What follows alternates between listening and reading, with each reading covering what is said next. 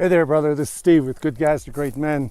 I'm here with Paco and Chief to give a quick lesson on how to train people about your boundaries. Now, I'm doing this on purpose. I've baited them with food, and I'm making both of these horses incredibly disrespectful and rude. They're way too close. They're stepping on my feet. They're picking on my pockets. They're nibbling at my elbows. And this is bullshit, right? And people put up with this all the time.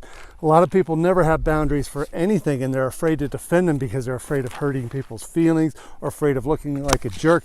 And so they never defend boundaries. And so they get things up in their face. They get people treating them badly. And so the metaphor for this is training your wife how to treat you. I want to give one example. One thing guys complain about a lot is that she crosses his boundaries, as if he had one, for disrespectful and unkind treatment. I had one guy, I'm going to get rid of these guys real quick. Let me put this down.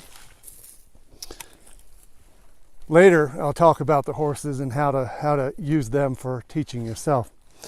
But when they're in your face, right? If you have somebody who's mistreating you, they're unkind, disrespectful, snarky, critical, and rude, you have to set a boundary.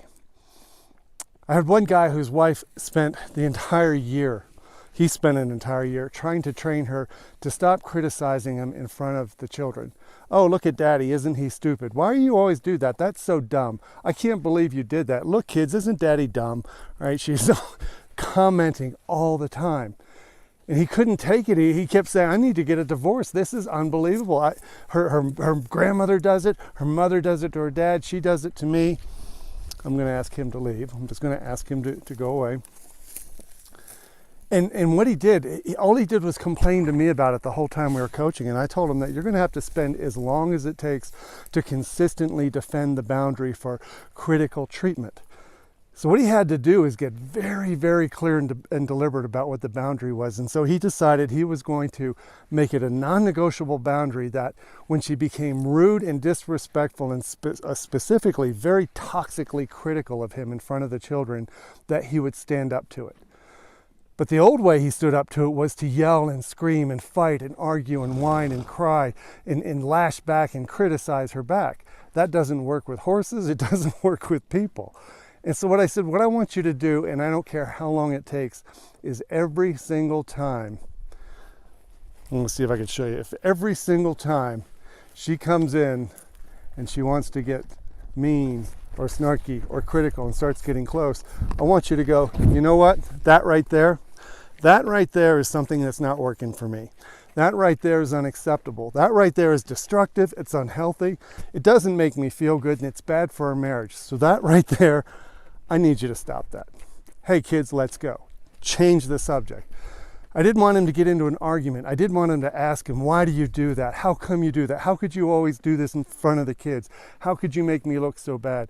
He kept asking questions instead of making a statement, which is, that right there, that disrespectful, critical, rude treatment of me in front of the kids is unacceptable. You really need to stop. It's not good for the marriage. It's not good for the kids.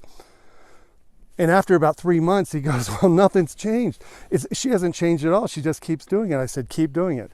6 months, 8 months. He finally said at the end of a year, she finally found this place in herself where she said, I'm not doing it anymore. She didn't even talk about it. She just stopped. He could see that every time she was about to say something disrespectful or critical in front of the kids, she would bite her tongue. And he emailed me and he said, you won't believe this. She turned it off like a faucet, but it took 12 months. I didn't think this was going to work, but it did. But what worked was that he didn't fight her. He didn't try to criticize her back or defend himself and complain about it. All he had to do was be consistent. That toxic, critical, attacking behavior in the family and in front of the kids was unacceptable. The thing is that she grew up in this environment. She thought this was normal. She thought there was really nothing wrong with how she was treating him. And it was incredibly toxic to him. It's incredibly toxic to most people, right? And so he had to realize that he himself had to stop being unkind and inconsiderate and thoughtless and critical himself, because you can't enforce boundaries that you yourself are crossing. So before we get into this work, we make sure that you are consistently in a place of demonstrating the value that you want to uphold. So if you have a boundary around somebody criticizing you, make sure that you have not been a critical person. You can't just set up a boundary when you've been doing it yourself yourself the whole time. With these horses, you can't just set up a boundary for them not to get in your space if they have a lifetime of stepping on you because you've never defended a boundary. So this takes some patience and takes some time.